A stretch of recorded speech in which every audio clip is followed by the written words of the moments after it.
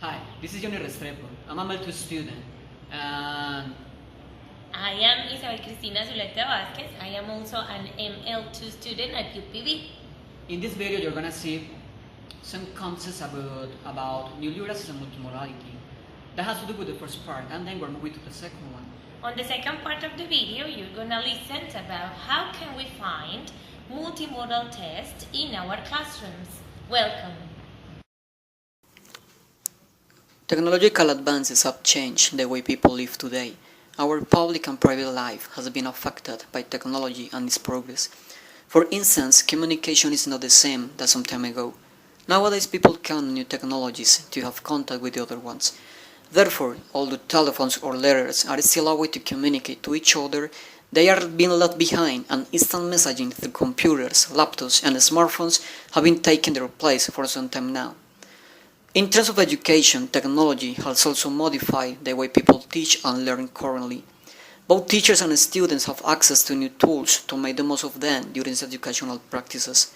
Books, notebooks and pencils have been complemented with cell phones, tablets, computers or smartboards, which are being included in education institutions, not just to enter this technological era, but to enhance our teaching and learning means. Thus, literacy has also changed, since the way how people read and learn has evolved as well. According to KISS 2007, our uses of new technologies are reshaping how we read and write.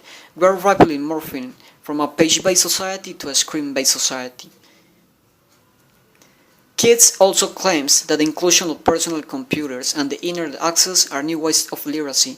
Concerning this, he says that these new ways of thinking about literacy have been given various names: multiliteracies, new literacy, intermediality, or described under the heading of media literacy, or art-based education, or arts-based knowing. NCTE has been using the phrase multimodal literacies to describe these new ways of reading and writing. However, we refer to new ways of reading and writing. It is clear that our views of literacy education will never be the same. As a consequence, we now have access to new tools for reading and writing, which can be referred to as new literacy, multiliteracies, to name but a few, just like it says. Therefore, it is necessary to have a new view on how to use and take advantage of these new tools. So, considering the information statement, it is necessary to be familiar with some concepts such as multiliteracies pedagogy, multimodal literacy, and multimodal theory. As for multiliteracies pedagogy, Heppel, Sokol, Tan, and Alford claims that multiliteracies pedagogy is an approach to teaching language and literacy that takes into account the complex and dynamic nature of global communication. It provides rich opportunity for teachers of English language to explore learning experiences and outcomes that stretch beyond exercises in reproduction in written and oral modes only. Concerning multimodal literacy, Heppel, Sokol, Tan, and Alford claims that multimodal literacy, one of the main dimensions of multiliteracies, has been defined as meaning making that occurs through the reading, viewing, understanding, responding to, producing, and interacting with the reading text combined with other modes, particularly with the screen-based text. Multimodal literacy may include listening, talking, enacting, and investigating, as well as writing, designing, and producing such tasks. In regard to the multimodal theory, Ullman and Sovkova states that a multimodal theory or multimodal approach, according to Hewitt, moves beyond seeing multimodal resources as decorations. This theory has focused on the ways in which modes are combined and designed to make meaning. How are we discovering literacy and multimodality around our classroom? The Australian Curriculum's glossary defines a multimodal text as a combination of two or more communication modes. For example, print, image, and spoken text, as in film or computer presentations.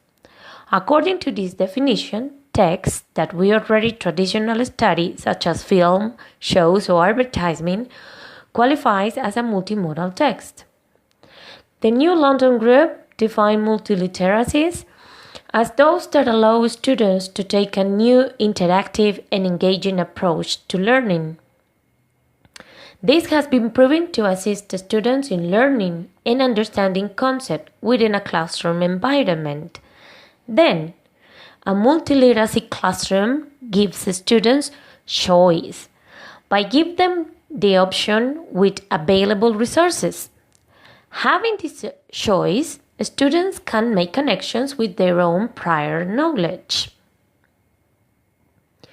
Literacy no longer means just reading and writing using pen and paper. In fact, a modern way of education claims for the use of different resources to make meaningful material. Teachers are called to make meaning by using different processes, and these processes are called modes. But what is a mode anyway? According to Gunder-Kress, mode are the resources we can use to make our material appealing for the students and meaningful at the same time. Then we can use images, sounds, music, movement, and even smells to create this kind of material. There are 5 different modes we use to communicate meaning with each other: write, visual, audio, gestural, and spatial. In the written meaning, it concerns with the spoken and written language through use of vocabulary, generic text structures, and grammar. The audio meaning concerns with the music, with the sound effects, noises, and silence as well. Visual meaning concerns with still and moving images, while gestural meanings concerns with movement of body, hands, and eyes, our facial expression, and our body language. The last meaning is the spatial meaning. It concerns with environmental spaces and architectural spaces. It's the use of proximity, position, and organizations of objects in a space. Multimodal test is a combination of 2 or more modes in different combinations. But it is not about putting modes together. It is not about piling them up. It is about effectively communicate meaning by blending traditional literacy and multimedia to engage students to learn. The implementation of technology in the classroom could be seen as problematic at the beginning, since we, as teachers, have to adjust our teaching styles to be multimodal. Nevertheless, as we gain more experience, we will find out that students become more receptive to lessons. Classes are more relaxed and contextualized, and assignments become a fun way to present and receive information.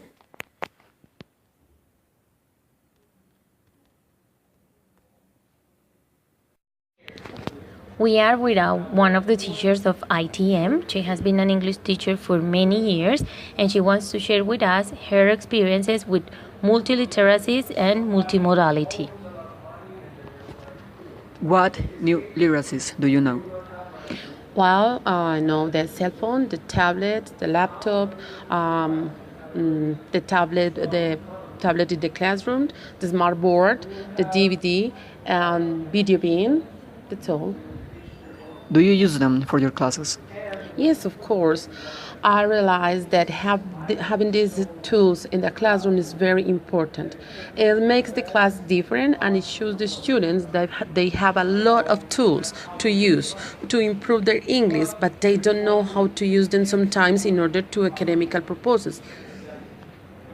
Teacher, how do you use them in a way to show in your classes different modalities for them to learn English?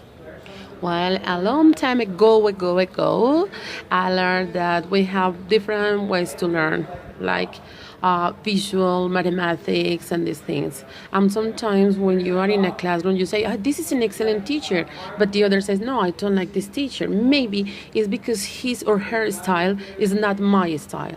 So in my classes, I try to improve, to use different styles, like sometimes videos, sometimes singing, sometimes with music, sometimes with drawings, They have to express themselves, and I say always, you have to identify how can you learn better, how it's easier for you.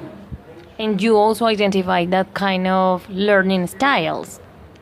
Yeah, of course, because I see that some students at the end they say, "I have never talked. It was difficult for me, and now I can express. Now I go in front of the class and I can express ideas. It doesn't matter if I make mistakes or if I say something that is wrong. I can do it." Teacher, can you give us an example of one class or an exercise or an activity that you use a different mode of teaching instead of paper-based? While I had the experience in my school, 8th graders present to 7th graders a fantastic video. It was about like academia Oscar awards. They recorded commercials and then they select the best. They have like the red carpet and they show with the video. It's in English week. They showed in the video what they selected from the best. It was fantastic. My students were all the time like, okay, watching the TV, and they were like concentrated, and they say, wow, it's fantastic.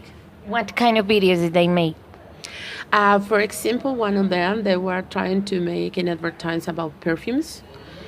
About inventions, new things, and it was great because it was very original, fun, and the students showed their English in a real situation.